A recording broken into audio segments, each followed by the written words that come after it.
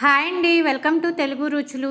చిక్కుడుకాయ ఫ్రైలో ఈ కారం పొడి వేసుకుంటే చాలా టేస్ట్గా ఉంటుందండి. నేను వేసిన ఈ కారం పొడిని మీరు కూడా వేసుకొని ఒక్కసారి ఈ విధంగా చిక్కుడుకాయ ఫ్రైని ట్రై చేయండి. చాలా టేస్ట్గా ఉంటుంది.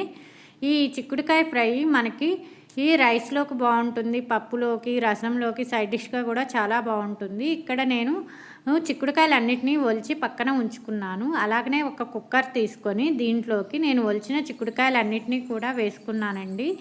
చిక్కుడుకాయలు అన్నీ వేసుకొని దీంట్లో చిక్కుడుకాయలు మునిగేంత వరకు వాటర్ పోసుకొని కొంచెం సాల్ట్ కూడా వేసుకోవాలి. 1 స్పూన్ సాల్ట్ వేసుకొని ఈ కుక్కర్ మూత పెట్టేసి విజిల్ కూడా పెట్టేసుకొని మనం స్టవ్ మీద పెట్టుకొని ఒక 2 విజిల్స్ వచ్చేంత వరకు మనం ఈ చిక్కుడుకాయలను ఉడికించుకోవాలండి. ఈలోపు మనం కారం పొడిని రెడీ చేసుకున్నాం.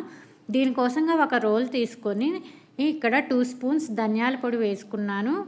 నా దగ్గర ఆల్రెడీ నేను పొడి చేసుకుంది ఉందండి, అందుకని వేసుకున్నాను. అలాగనే వేయించి దంచుకున్నటువంటి జీలకర్ర పొడి కూడా వేసుకున్నాను.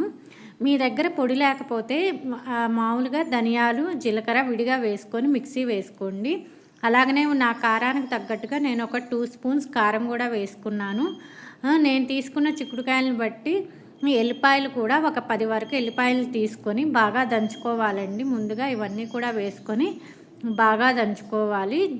ఎల్లిపాయలన్నీ కూడా బాగా మెదిగేటట్టు బాగా దంచుకోవాలి. ఇలా బాగా దంచుకున్నానండి. ఆ తర్వాత నా దగ్గర ఆల్రెడీ నేను పొడి చేసుకున్నటువంటి కొబ్బరి పొడి ఉందండి. అందుకని నేను ఒక 3 స్పూన్స్ కొబ్బరి పొడి వేసుకున్నాను. కొబ్బరి పొడి ఎక్కువ వేయటం వలన కర్రీ బాగా టేస్ట్గా ఉంటుందండి. అందుకని కొబ్బరి పొడి కొంచెం ఎక్కువగా వేసుకోండి. ఇలా పొడంతా కూడా రెడీ చేసుకోవాలి. ఆ తర్వాత మనం ఉడికించుకున్నటువంటి చిక్కుడుకాయలన్నిటినీ కూడా వడగట్టుకొని చల్లార్చుకోవాలి. ఆ తర్వాత కళాయి స్టవ్ మీద పెట్టుకొని దానికి డీప్ ఫ్రైకి సరిపడా 2 స్పూన్స్ ఆయిల్ వేసుకోవాలి. ఆ తర్వాత మనం తిరగమాత గింజలు వేసుకోవాలి. ఆవాలు, జీలకర్ర, పచ్చెనగపప్పు ఇవన్నీ కూడా వేసుకోవాలి. తర్వాత కరివేపాకు కూడా వేసుకొని 2 ఎండుమిర్చిని కూడా వేసుకోండి. మీరు కారానికి తగ్గట్టుగా ఎండుమిర్చిని కూడా వేసుకొని బాగా వేయించుకోవాలి. ఇలా ఇవన్నీ కూడా బాగా దూరగా వేగాలి. ఈ ప్రాసెస్ అంతా కూడా సిమ్లోనే జరగాలండి. ఇలా సిమ్లో పెట్టుకొని వీటన్నిటిని దూరగా వేయించుకొని మనం ఆల్రెడీ ఉడికించుకున్నటువంటి చిక్కుడుకాయలన్నిటినీ కూడా దీంట్లో వేసేసుకొని బాగా కలుపుకోవాలి. సిమ్లో ఉంచుకొని ఇవన్నీ కూడా ఆయిల్లో బాగా కలిసిపోయి బాగా వేగాలండి. కొంచెం చిక్కుడుకాయ మెత్తబడేంత వరకు కూడా బాగా వేయించుకోవాలి. ఇలా చిక్కుడుకాయ మొత్తాన్ని కూడా కలుపుకుంటూ 2 మినిట్స్కి ఒకసారి కలుపుకుంటూ మనం వేయించుకోవాలి. దీంట్లో మన టేస్ట్కి తగ్గట్టుగా 1 స్పూన్ పసుపు, 1 స్పూన్ ఉప్పు కూడా వేసుకోవాలి.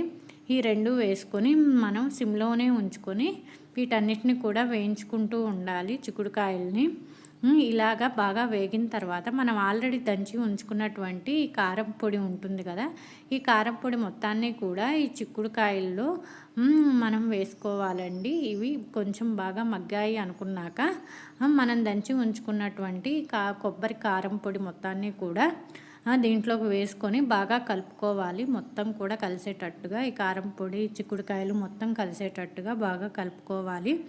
అంతేనండి, చాలా సింపుల్గా అయిపోతుంది. మీరు ఒకసారి ట్రై చేయండి.